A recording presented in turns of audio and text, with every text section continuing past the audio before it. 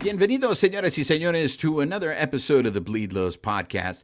This episode of the Bleed Lows Podcast is brought to you by BetOnline. BetOnline remains your number one source for all your college basketball betting this season. Get analysis of every play, prop, and point at BetOnline.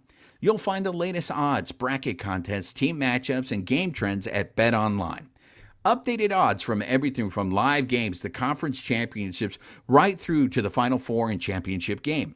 BetOnline is your college basketball headquarters this season. Head to the website today or use your mobile device to sign up and receive your 50% welcome bonus on your first deposit. Be sure to use our promo code BELIEVE, B-L-E-A-V, to receive your bonus. BetOnline.ag, where the game starts. And joining us on the Carne Asada is not only a former major leaguer, but a former Dodger. Some of you guys may recognize him. Joe Ferguson. Joe, bienvenido, ¿cómo estás? How you doing? I'm doing great. So, Joe, I have to say that the reason why the way I heard your name first is I saw that video. When everybody says Dodgers versus A's, everybody thinks 1988. But there's another Dodgers versus A's, and there's this video that I see all the time, and that's what first introduced me to you. Babyface, can we play the clip, please? 1-1. High fly ball to shallow, medium center, and he should come home and score. Wynn makes one throw, and Ferguson took it with the better arm. The throw! They got him! Oh, what a play!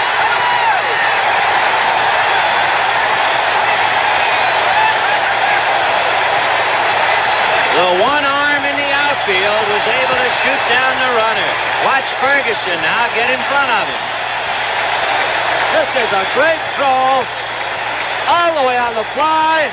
And what a block of home plate by Yeager. Look at that left foot planted. I asked Jim Wynn if he had to make a hard throw, what would happen.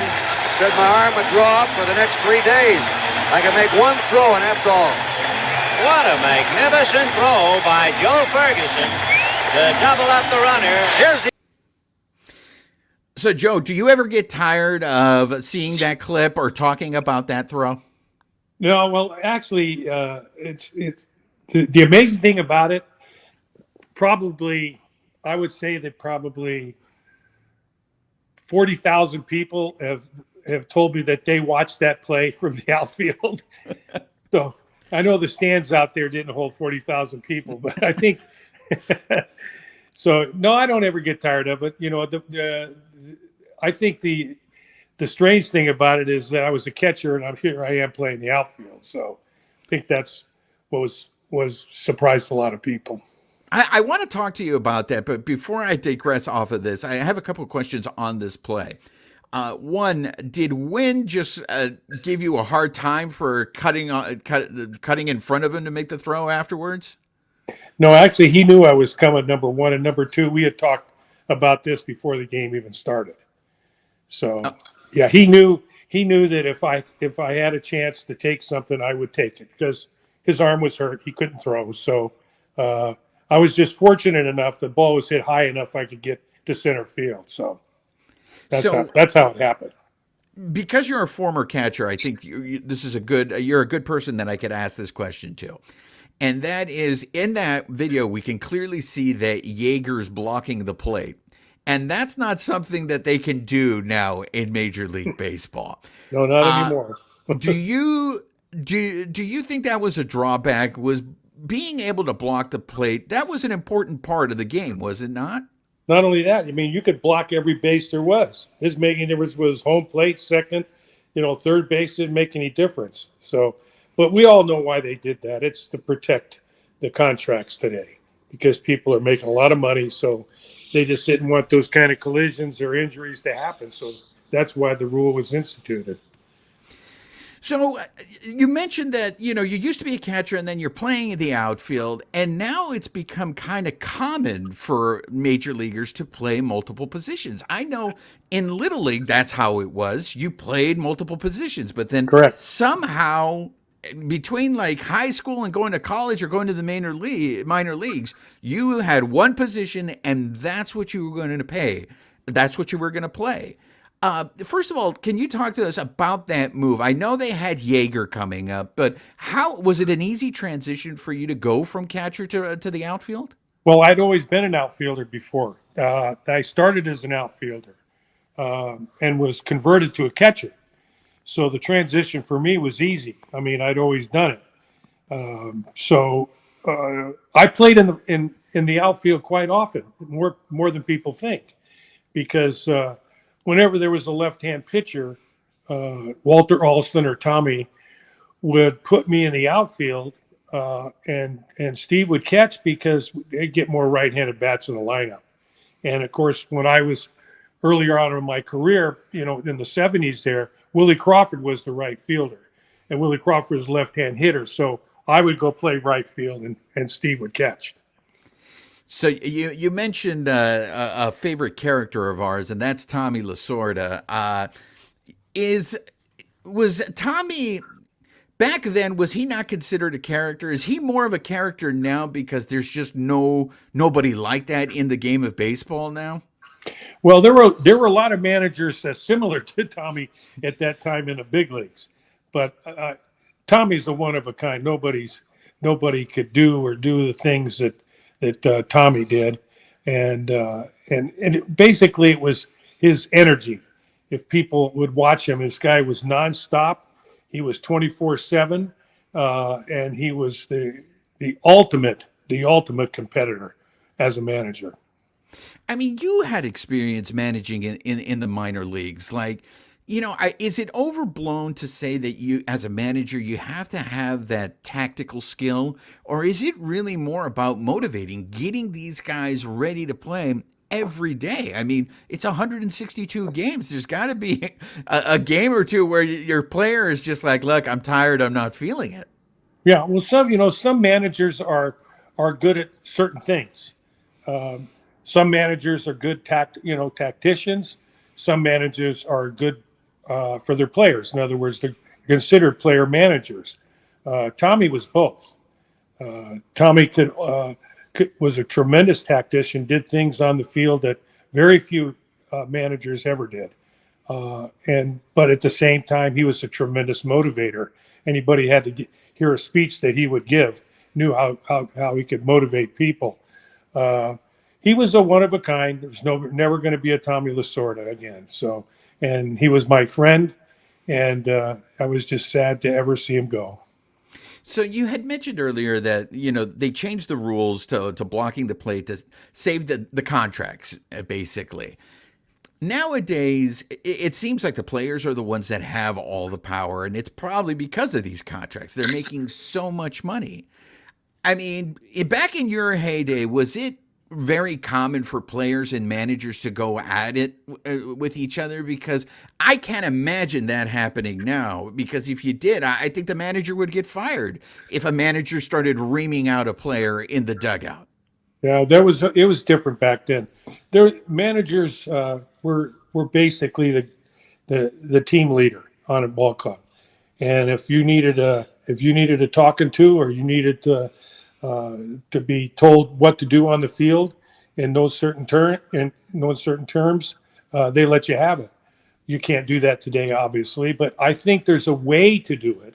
There's a way to go about that. You can do that, but you're not going to see much of that today. And like you said, because of these contracts, I mean, when someone's making $300 or $400 million a year, who's going to be the person to go? That's a guaranteed contract. So the first person who's going to go is going to be the manager or a coach. So you're never going to see that. How much baseball do you watch now? Are you still as involved as you were back then? I watch a little bit, but not too much. It's hard for me to watch like 9 innings.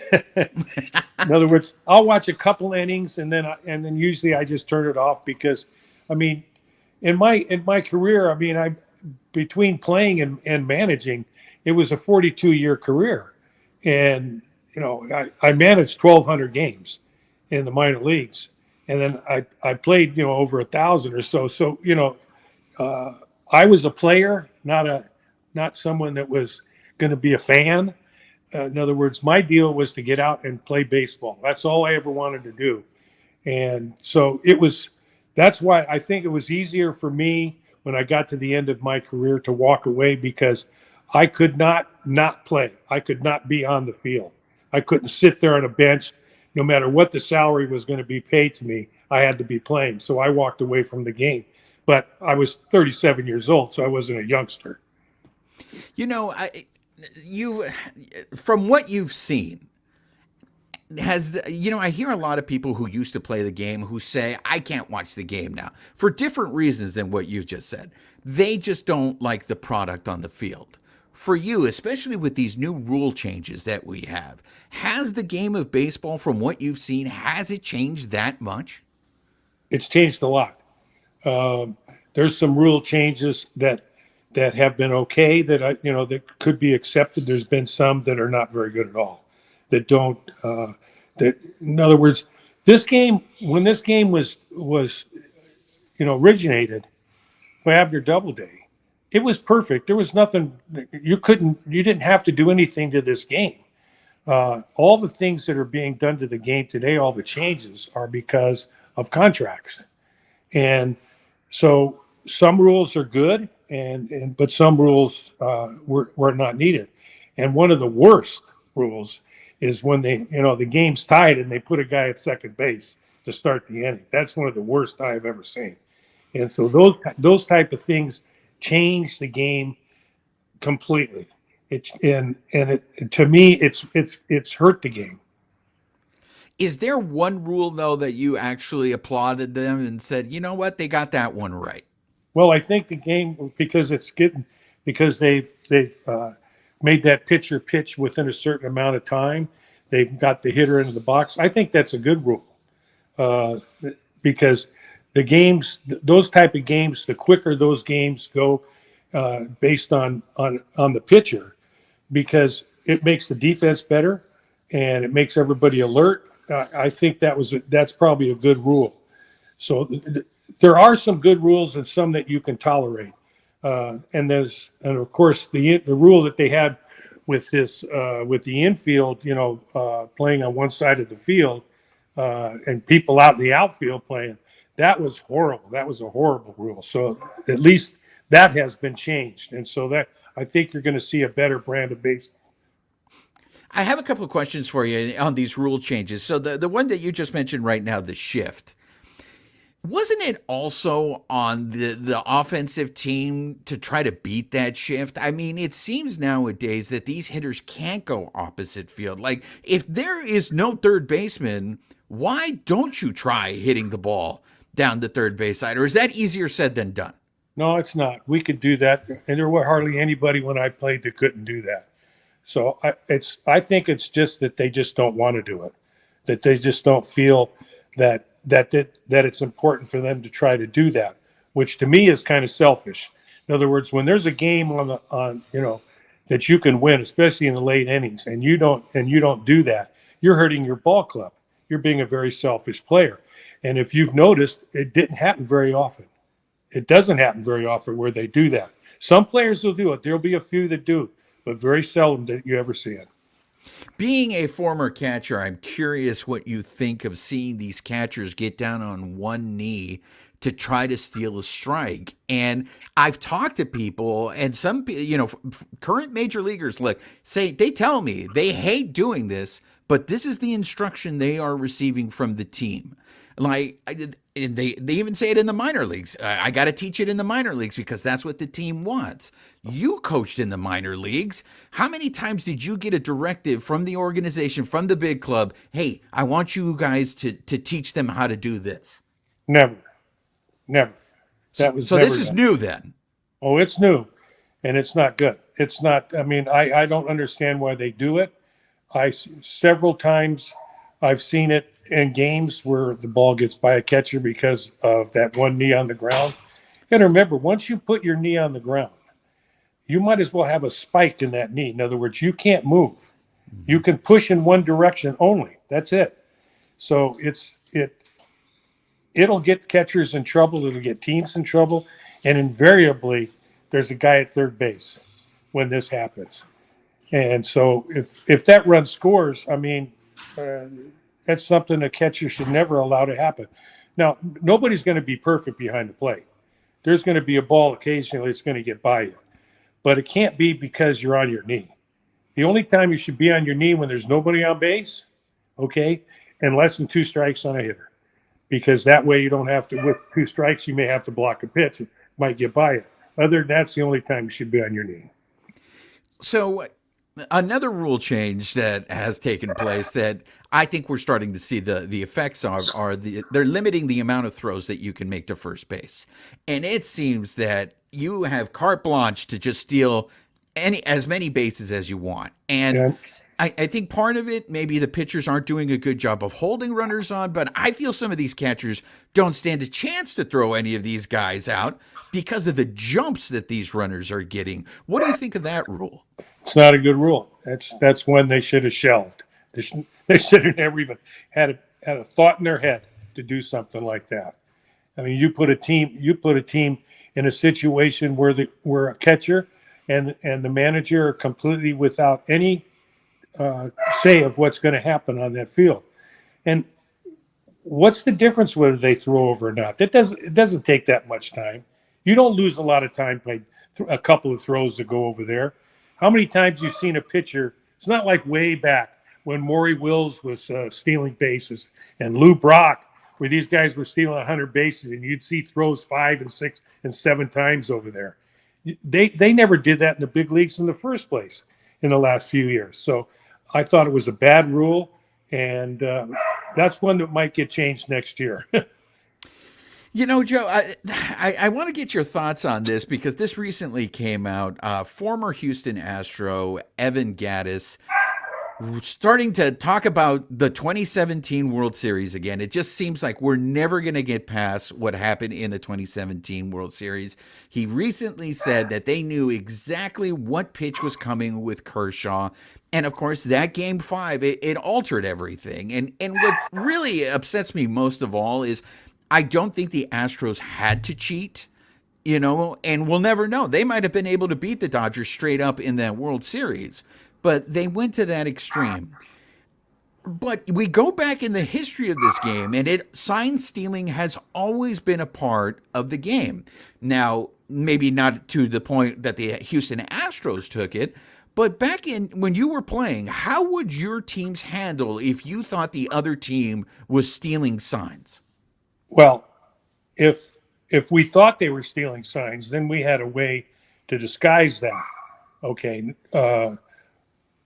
What Houston was doing, I don't know exactly how they were doing it, but they're not the first team to ever do something like that. There are many teams throughout history that did those type of things and literally cheated through the whole season. So it's not the first time it's ever happened. How they were doing it, I can't tell you because I wasn't part of the ball club. But you can stop that, okay, by disguising the actual signs that you give. And there's several different ways you can do that. So, like I said, we got to get past that. It's over with. It's not going to change anything. So all we can do is just go on from here, and hopefully it never happens again. Okay, we're going to wrap things up. We've been very thankful for the time that you've given us, Joe, and we really appreciate that feeling that you give us because we've been hearing from a lot of people, especially people who play the game and they don't play the game anymore, and it's like, well, why don't you want to watch the game? I mean, we have some great athletes. I mean, what Shohei Ohtani is doing with the Angels. Absolutely. Yes, absolutely. I mean, why wouldn't you watch that? But then, like everything that you just said to me, it makes sense in terms of there are certain changes I think that were made to the game that maybe shouldn't have been made. I mean, do you remember how long a game was when you were playing? Did it reach to the levels of 3 hours or more? There were times when we'd play 3 hours. There were times that we'd play games, especially if Tommy John was pitching. You could play a game in an hour and 45 minutes. This guy was just, an instant ground ball every time he threw a pitch. So, but there were going to be 3 hour games. there would be games where you're in extra innings. You'd be out there until 2:00 in the morning. So, I mean, that's part of baseball. That's the unique thing about baseball. And I think what turns off people, fans or people that have played the game, it's the strikeouts, the number of strikeouts that you see in the big leagues today, which tells me that nobody's trying to make contact. All they're trying to do is hit home runs. Otherwise, they wouldn't be striking out the way they do. So to me, that really affects, what people, because it's boring to see people just strike out. The most exciting thing in a ball game is to see people running around the bases. Movement on the bases is always exciting. People stealing, hitting runs. Someone hitting a double, guys scoring and stuff. That's what gets the crowd going. Not a strikeout and walking back to the dugout. I think you're right on that observation. The strikeouts are a little much. So we're going to end the show the way we always end the show. This is your first time on the show. So this is a podcast that is about the Dodgers. We're about Los Angeles, but we're also about other parts of the culture. But I have to ask you a couple of questions before I get to our main question. My first question was, you were on the coaching staff of that 1988 World Series Yes. team, correct? Yes. You were the first base coach, right? I coached first and third once in a while, but most of the time I was in the dugout. Okay, you were in the dugout. Yeah, I was in the dugout. So what were your recollections of that famous Game 1 of the World Series? I mean, we've heard, Mitch Poole tell us the stories about how Tommy, told Gibson to get ready and that he was down underneath. And like you had mentioned, 40,000 people saw you throw that ball. I feel like there's 3 million people that have told me that they were at that Game 1 of that 1988 World Series. Well, right? Everybody was there. Actually, Gibson was in the training room. He wasn't even fully dressed. And he was just sitting in the training room watching the game. And Tommy told Billy Russell, he said, go up and get the big guy. He's going to hit. And so Billy Russell went up to the training room. He says, get your uniform on. You're going to hit. And so he came down the tunnel, and Tommy didn't want anyone to see him. He wanted to make sure, that the right fielder for the Dodgers was going to get Walk Davis before he came out. That way, he was going to pinch hit for Anderson. So did any of you actually think there was any chance that he could get a ball out of the ballpark? Was the plan, if he could just get a single, we could get Davis to score? Well, that's probably the best hope. But Gibby's a strong guy. He's a tremendous athlete. But in fact, he was only hitting on one leg. That injury put him to play. It's the only at bat he got the whole series. He never played. So, but he was a very strong guy, and he got a pitch that was pretty much in his wheelhouse, and he squared it up and hit it to right field, and it just didn't clear the fence. It was out pretty good too. Yeah, yes, it was. Yes, it was. One of the things that I find very fascinating about you is this true? You played against Kareem in college? Yes. Yep. All right, so everybody here, Michael Jordan. I feel, and I guess I'm not old enough, but I remember Kareem towards the end of his career. But all these stories of what Kareem has accomplished, what was it like to face that guy in college before? I mean, I've heard the stories about how great he was in college, but then he went on to accomplish even greater things in his career. Exactly. Well, he was Alcindor then, so, but UCLA had a tremendous team. It wasn't just him. They had great players on that team. And we met them in the regionals. That's where we played them. And we gave them everything that they could take, because it was a pretty close game. And if we had not lost, I can tell you, if we had not lost our center, to a sprained ankle in the second half, we may have beat him. Oh, really? We may have beat him, because we only lost that about 6 or 7 points. And our center was a big, strong kid, played in the NBA, and he was kind of pushing Kareem around pretty good because he was a very slight, 7'2" guy at that point. So he pretty much took charge. He came out within a minute the second half, sprained an ankle, and he was out for the rest of the game. So do you think Kareem doesn't get his due? I mean, LeBron James just passed him this year for all-time scoring leader. I mean, do we take Kareem for granted because it wasn't in an era where we could see every game like we do now? Well, maybe that has something to do with it, but I mean, I would have never taken him for granted, or Jordan, or any of those players. I mean, they were tremendous players. But those players played on teams. In other words, it just wasn't one person; it was a team. Okay, the Laker teams, there were a lot of people that contributed to wins. Today, sometimes you see in basketball in the NBA, it's one or two guys on the team, and that's the people that are doing all the scoring. And sometimes some of these guys, because I mean, I played basketball for a long time, high school and college and everything else. And some of these guys, if you pass the ball to them, it'll be the last time you ever see the ball down the court.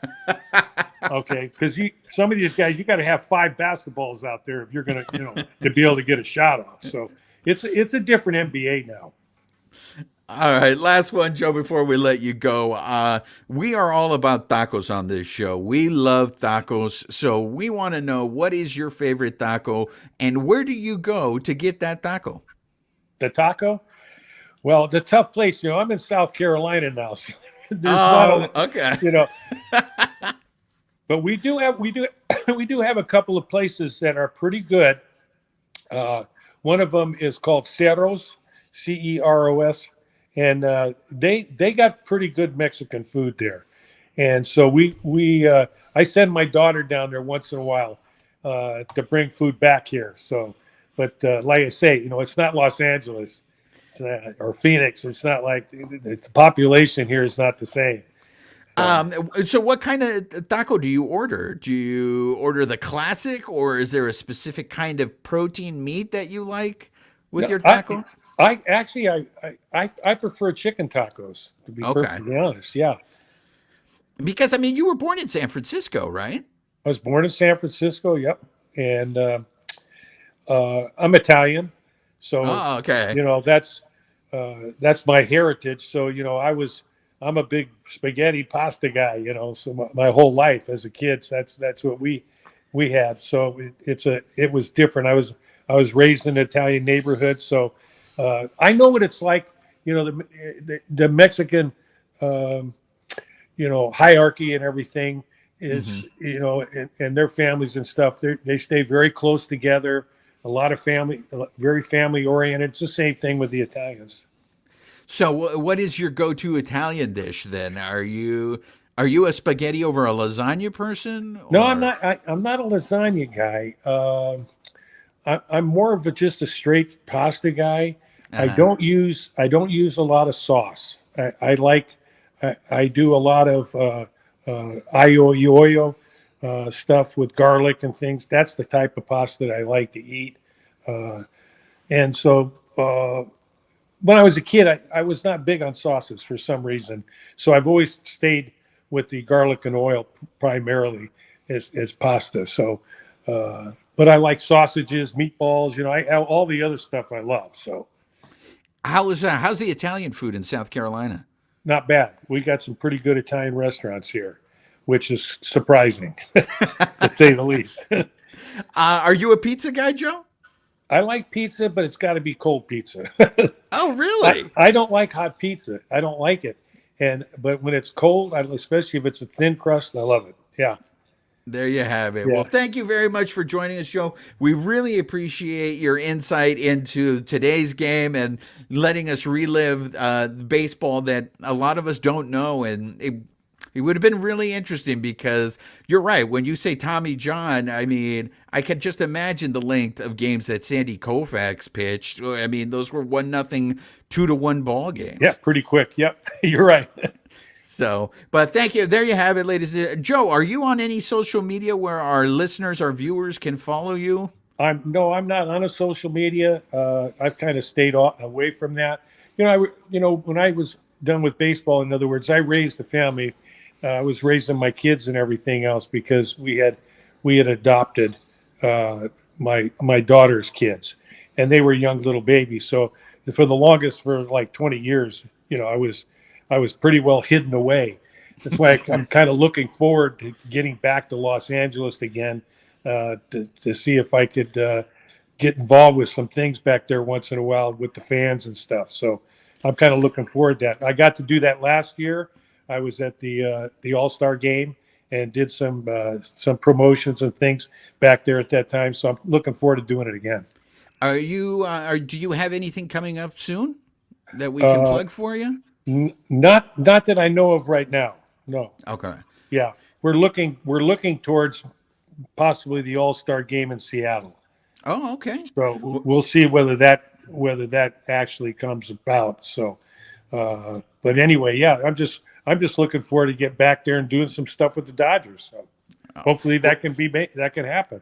Well, you let us know anything that you're doing. We will plug it for you, Joe. But once again, thank you very much for coming on the show. There you have it, ladies and gentlemen. Former Dodger Joe Ferguson. Thank you.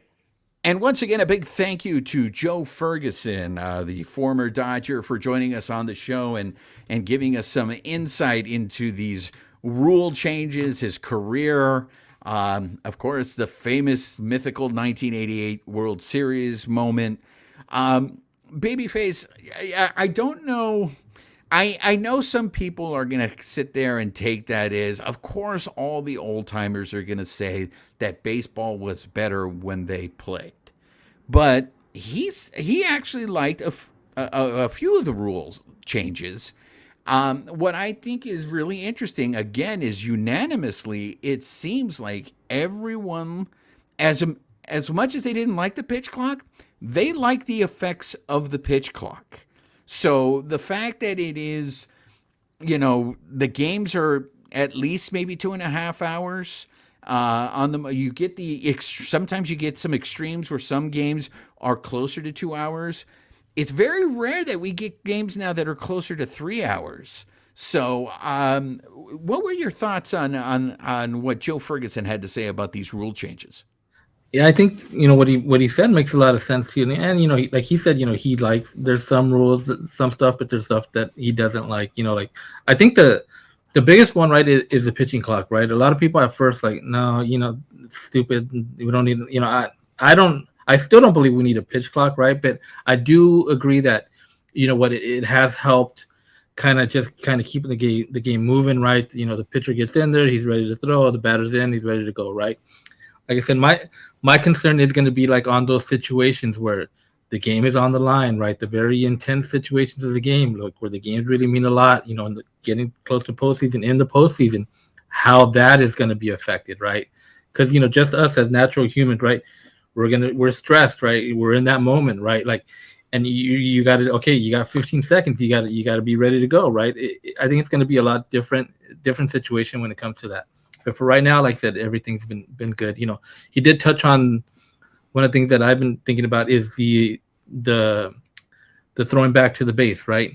You get two chances, and he was saying he's thinking that's going to be gone next year because like we're seeing teams that are kind of like, I mean, I'm not going to say exploiting it because it's a rule, right? Like, but they're using that right to their advantage, right? And how that's going to go going forward, like because like I said, if you throw over once, now like. Okay, I don't know if I can really throw over twice, second time over, because if I do, that's it.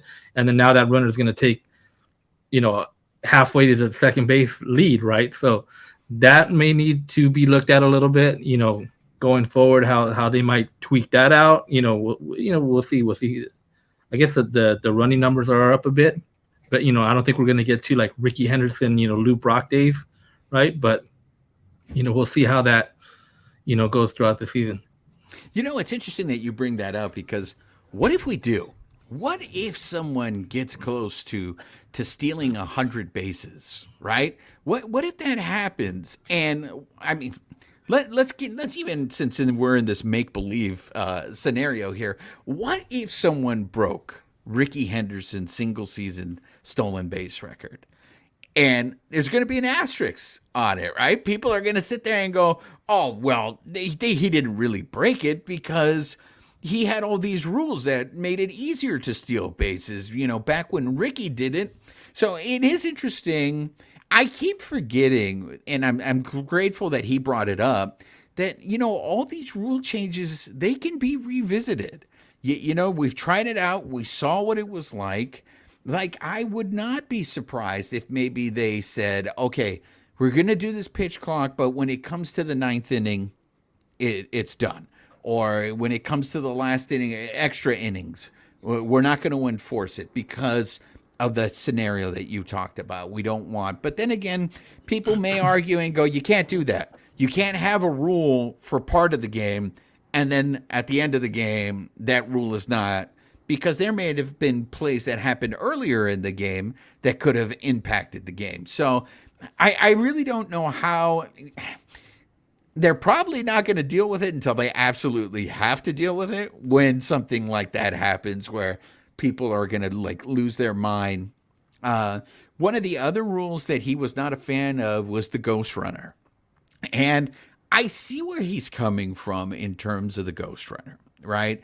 Because I remember when I was a kid, there were 22 inning games, right? And it was like, oh my God, it's 2:00 in the morning and this game is still going.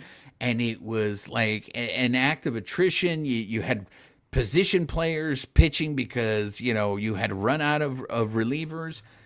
And that was an impact because you felt it in the next few games, right? Because you had played for so long. And that's kind of part of the game. And on a certain extent, I do see how it's like, look, we want to avoid that. We're already playing too many games. It's 162 games. Let's just get it over with. Sudden death. Other sports have sudden death, but they've tweaked on it. I mean, do you think eventually, is the genie out of the bag on this, or will Major League Baseball go back and look at that ghost runner rule? I mean, there was talk of that was going to be gone this season. Remember, they said it was going to be gone for this, but then towards the beginning of the year, they said you know what, we're going to bring that back. They kind of like that rule. I mean, they don't use it in the postseason. But another thing I was thinking of, hey, I don't think we've seen it yet on extra inning games, right? Right. I don't know how many extra innings games there's been this season, but now, okay, starting that runner off at second, and right with now the rule, the throw over rule too, are guys going to be taking those bigger leads at second, right, and get to third? Because that's one of the things when I think of baseball, and I think old school baseball, getting that runner. To me, when I see that run, I've always had this concern, why can't they get that runner over to third, right? And then sacrifice, fly, whatever. You score that run. To me, it's there's no reason that a guy should stay at second when they're giving him that ghost runner, right? You bunt him over or whatever, do the small things to get that run in, right? And many times we see teams can't get them in, right? Yeah. So now with this new rule, I mean, I'm sure teams are going to take advantage of that, right? The Diamondbacks, you're going to have that guy halfway to third on the first pitch, right? So it's going to be interesting to see how that plays out as well. Will teams use that for their advantage, in an extra inning rule, in an extra inning game? Well, I also was intrigued by the fact that he felt that when baseball was invented, it was already a perfect sport. Those are his words. He felt that baseball was perfect and we didn't need to do all of this stuff. So I wonder, obviously, I think we're going to need more time and be able to look back to see how many of these rule changes really impacted the sport. The fact that now we have the DH in both leagues, I do miss seeing the pitcher hit. I know there's a lot of people who are I don't need to see the pitcher hit, but there was strategy involved there, right? Because it's okay, do I take my pitcher out now and use a pinch hitter, and now my bench is shorter? So I mean, that kind of stuff I felt it was always intriguing because it was just exclusive, right, to the National League. You didn't have to do this stuff, worry about this stuff in the American League. So whenever you had an American League team that had to play by the National League rules, it was always interesting to me. So I am curious as the years progress and we see how these rule changes have impacted the sport. And it was always interesting to see the pitchers that actually would like be like, hey, you know what, I'm gonna hit.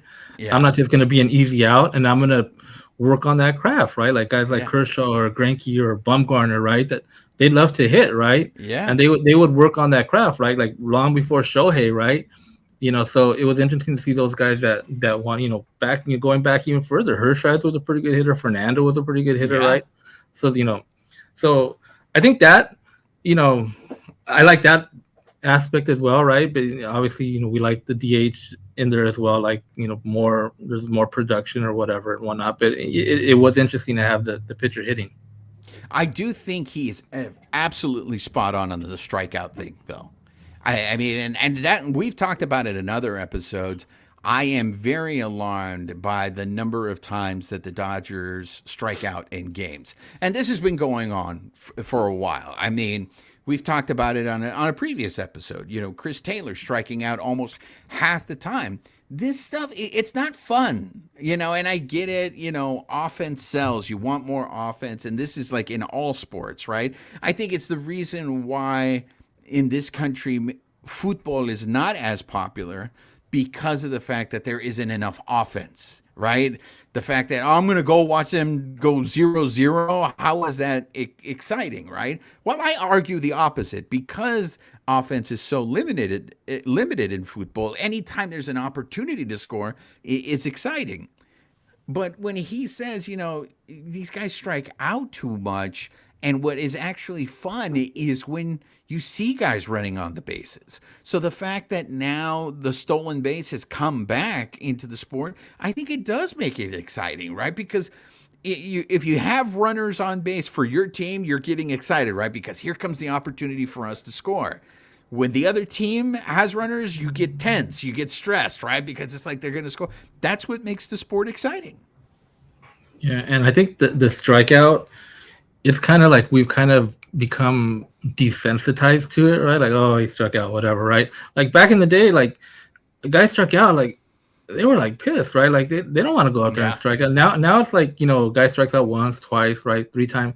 I mean, they made the golden sombrero, right? That was a really Yeah. rare occurrence, right? A guy struck out Yeah. 4 times in the game, right? Now we see it more common. Like there's a golden sombrero like almost every night, right? And then what do we say? Like 5 is a platinum sombrero, right? Yeah, Like, yeah. I had never seen a platinum. I couldn't remember the last time I saw a platinum sombrero until Muncie did it on opening day. Yeah, and that's like I said, it's kind of just like, oh, he struck out, okay, no big deal, right? It's like, guys now have 200 strikeouts a season or more, right? It's not something that I guess the average, right? Like the batting average, right? Like guys wanted to hit 300, 280, 290, right? Like now we've said it. Like, hey, this guy hits me 230, 240, I'll take it, right? Yeah. Because that's kind of like where the game has gone, right? Like when you're looking at somebody like Chris Taylor, right? Like, hey, if he can hit 220, 230, or Cody Bellinger, if he could hit like 240 and hit you 25 home runs, you'll take it, right? Like that's kind of like where we've gotten to. Yeah, the standard, I think, has been lowered, which is another thing that I found interesting about him, is that he went out of baseball. I'm done with baseball, and it was, he was a guy who played basketball when he was younger, and he had a long career in baseball. And it is very interesting to me to always hear former major leaguers who just are like, they're no longer interested in watching baseball, or they can't watch baseball anymore. But in the end, he was just like, well, I want to get back to doing stuff with the Dodgers. I want to, get back involved with the organization. So to me, it was just one of those things where it's just like, it's the line from The Godfather Part 3, right? Just when I thought I was out, they pull me back in. You could say you're done with it, but are you really done with it? You're always, if you grew up in the game, if the game is part of you, I think there's always going to be that, I miss it and I want to be involved in it.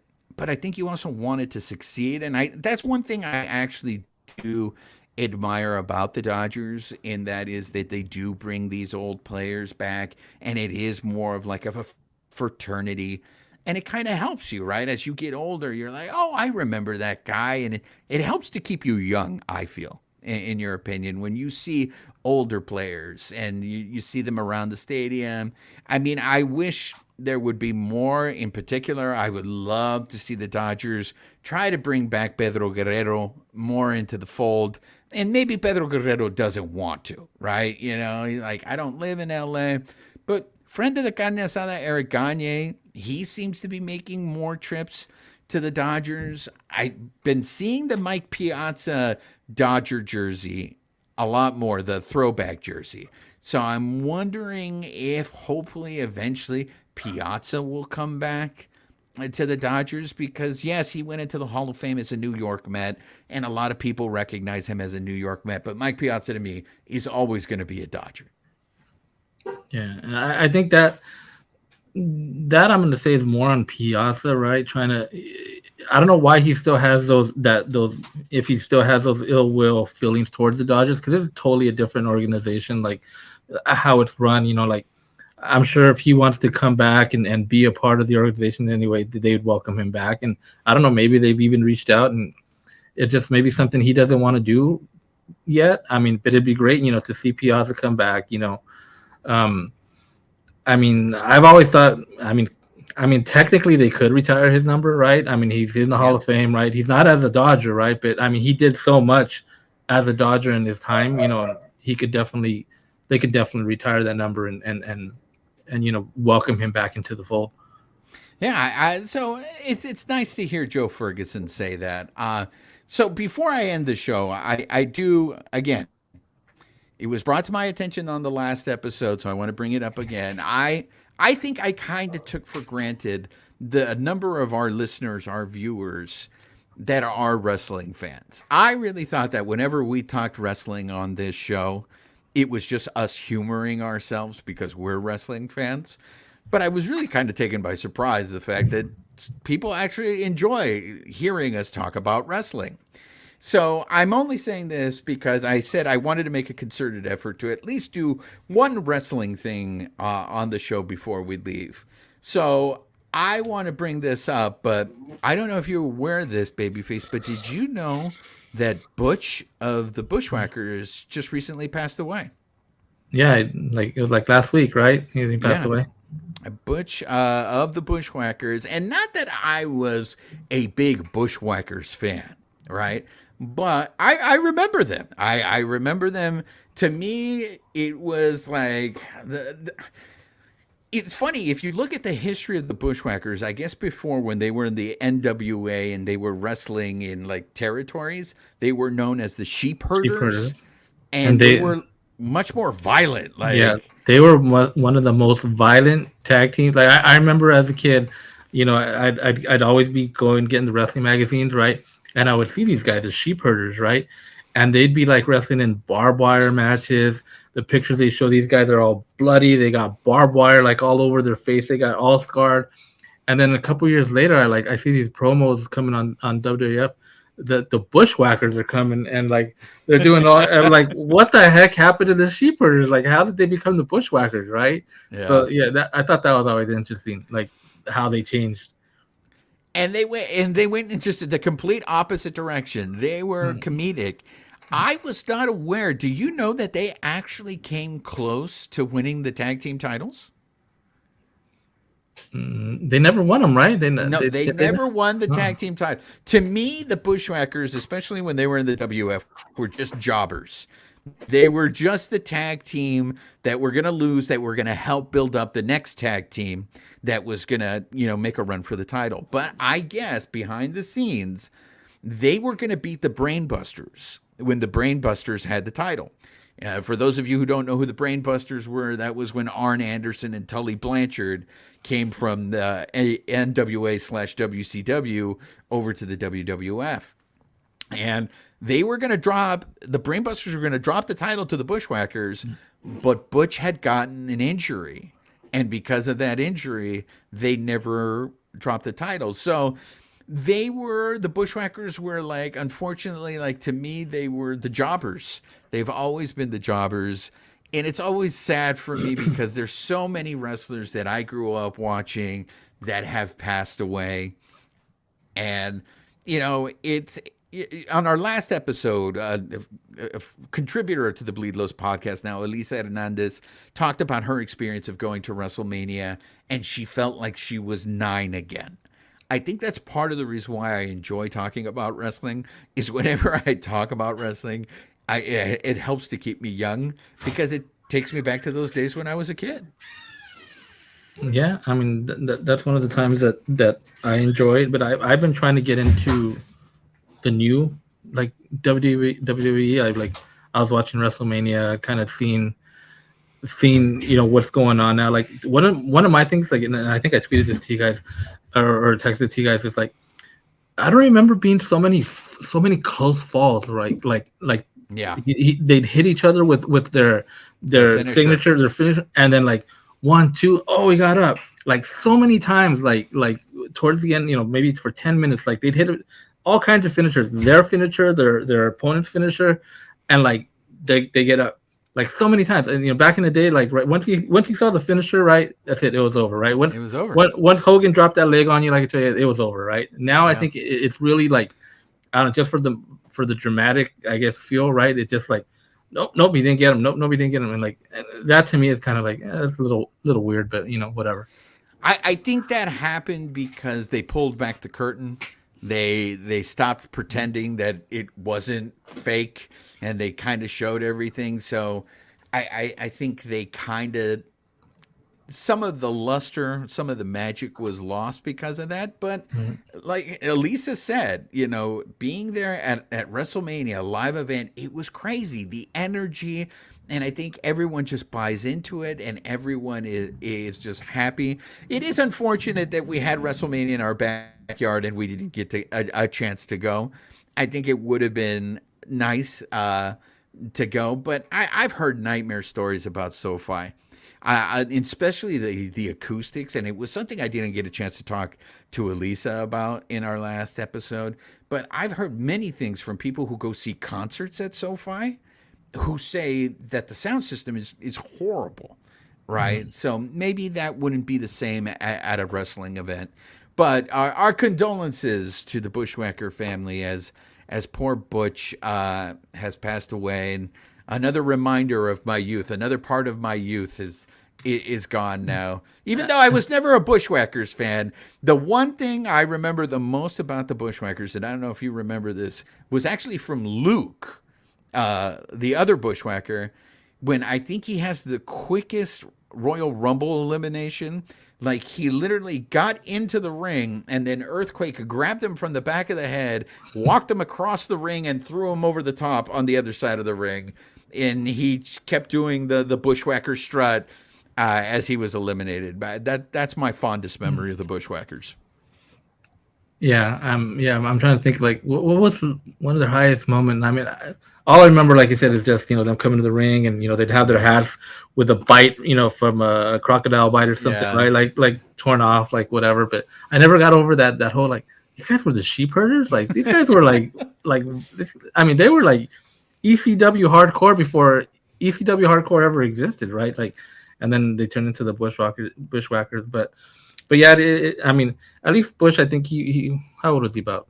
Like, was he in his 70s or a little older than that? Late 60s, I think, maybe. Okay. So, he's still pretty young. You might be right. Maybe he was in his 70s.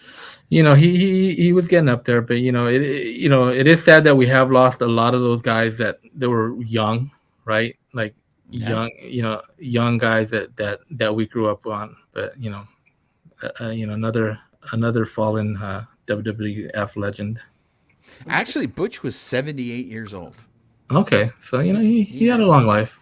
For a wrestler to make it that long, have you been watching any of the A&E? I think they did one recently on Dusty Rhodes, didn't they? I haven't seen that one. I saw the was it the China one? Was it the China one? I didn't see that one, but I think they're doing one on the Iron Sheik, either this weekend or this past weekend. They did one on the Iron Sheik. Yeah, those are pretty good. Been pretty good ones I've seen. So maybe I'll check them out, and I'll give you guys a review on the Bleed Lows podcast, since I know you guys loved wrestling talk and missed the wrestling talk. So my apologies to you guys. I didn't know that you felt so passionately about it. Yeah, we're gonna have to I mean, too bad they don't have the old wrestling back in like when they had the sports arena in LA. I think that would have been pretty fun to go check out. Well, yeah, now it's either Raw or SmackDown that you're going to go see. The old house shows, that used to be in the dark, and you never heard about those matches. But that's going to do it for this episode. Again, for those of you who have just stumbled across us on YouTube, make sure you're subscribed to our YouTube channel. If you prefer to listen to the audio format of this podcast, you can find us wherever you find your favorite podcast. Make sure you're subscribed to it. You can catch up on all episodes, and then you'll be notified of when our next episode drops. So, for this episode of the Bleed Los Podcast, yo he sido su servidor Juan Ramírez, de parte de mi colega Babyface. Nos vemos para la próxima. This episode of the Bleed Los Podcast has been brought to you by betonline.ag, where the game starts.